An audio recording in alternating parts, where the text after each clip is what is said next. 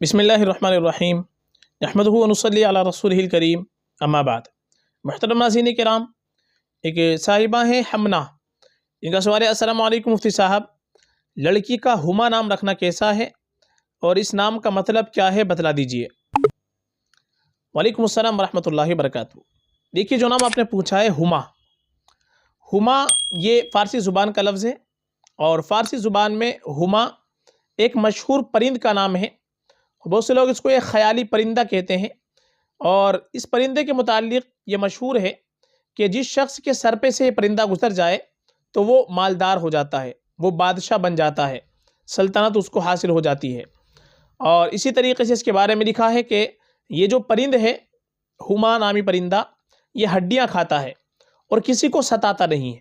तो हुमा ये एक मशहूर परिंदे का नाम है और जिसकी निस्बत ये ख्याल किया जाता है, अभी बतलाया कि जिसके सर पर से गुजर जाए तो वो बादशाह बन जाता है, मालदार हो जाता है। तो हुमा नाम अगर रखना चाहे तो रख सकते हैं। हुमा नाम रखने में कोई ख़राबी नहीं है, लड़की का हुमा नाम रखा जा सकता है। बेहतर हमारे लिए ये है कि हम अपनी बच्ची का नाम रखें तो अच्छे माना वाला नाम रखें, या सबसे बेहतर हमारे लिए है कि अपनी बच्चियों का नाम सहाबियात रिज़वानुल्लाहि अलैहिन अजमईन के नामों पर नाम रखें, और जो नेक खातिन गुजरी हैं अज़वाज मुताहरात, उनके नामों पर नाम रखें। तो ये हमारे लिए बेहतर होता है, बाइस बरकत होता है। चूँकि सहाबियात की निस्बत से, नेक खातिन की निस्बत से अगर हम नाम रखेंगे तो इंशाअल्लाह उनकी नेक सिफ़ात हमारी बच्ची के अंदर पैदा होगी। तो नाम इस तरीके का रखना चाहिए कि जिसमें अच्छी निस्बत हो और माना अच्छे हो, इस तरीके का नाम देखना चाहिए कि जो अच्छे माना वाला नाम हो। तो हुमा नाम अगर रखना चाहे तो माना के एतबार से रखा जा सकता है, लेकिन बेहतर ये है कि हम अपनी बच्ची का नाम सहाबियात के नामों पर, नेक खातिन के नामों पर रखें।